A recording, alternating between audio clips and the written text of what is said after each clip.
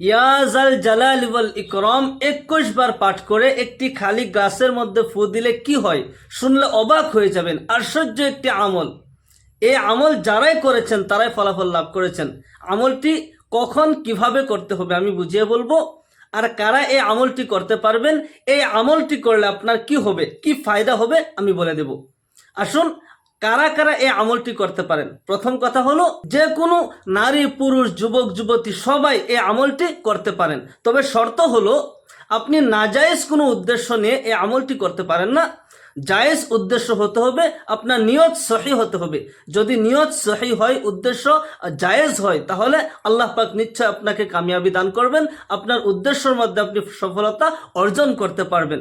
যে কোনো ব্যক্তি এই আমল করতে পারেন জায়েজ উদ্দেশ্যের জন্য।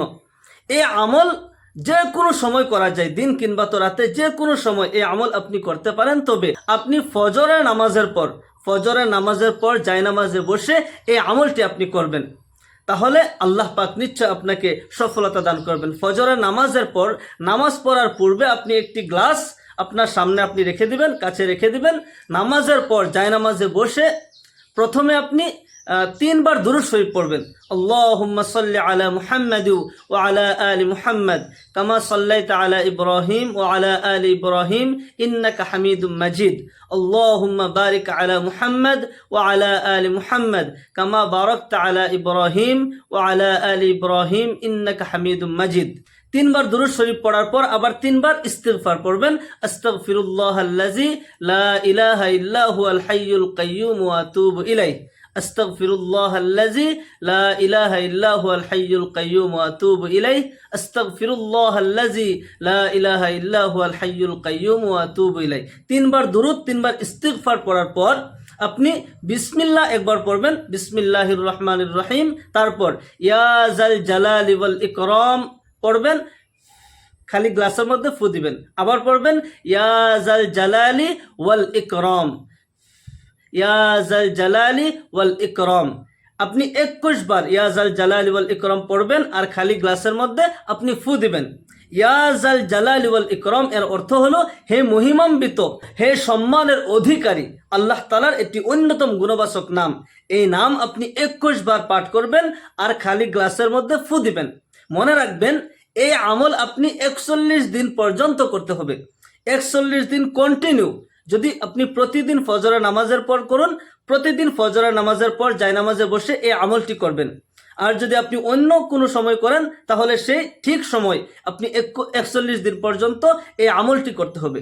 কথা হলো, এই আমলটি করলে আপনার কি লাভ হবে, কি ফায়দা হবে। আপনার যে গ্লাসের মধ্যে এই আমলটি আপনি করছেন, এই গ্লাসটি আপনার জন্য বরকতি গ্লাস হয়ে যাবে। আপনার ভালোবাসার মানুষ, স্বামী স্ত্রীর ভালোবাসা পাওয়ার জন্য, স্ত্রী স্বামীর ভালোবাসা পাওয়ার জন্য, জায়েজ মুহাব্বত হাসিল করার জন্য এই গ্লাসের মধ্যে আপনি যে কোনো হালাল জিনিস, হালাল খাবার জিনিস আপনি রাখতে পারেন। পানি অথবা দুধ, যে কোনো হালাল জিনিস আপনি এখানে রেখে দিবেন। এই গ্লাস আপনি অন্য কোনো কাজে ব্যবহার করবেন না। এই গ্লাসের মধ্যে আপনি যে কোনো হালাল জিনিস, আপনি দুধ হোক বা পানি হোক আপনি রাখবেন। তারপর যার ভালোবাসা আপনি পেতে চান তাকে খাইয়ে দিবেন, আপনি নিজেও খাবেন। আল্লাহ পাক মুহাব্বত সৃষ্টি করে দিবেন। যে কোনো নেক উদ্দেশ্য নিয়ে এই আমলটি করবেন। আপনার দুশ্মনকে বন্ধু বানানোর জন্য এই আমলটি করতে পারেন। আপনি সেই উদ্দেশ্য করে আপনি পানি রাখবেন অথবা দুধ রাখবেন।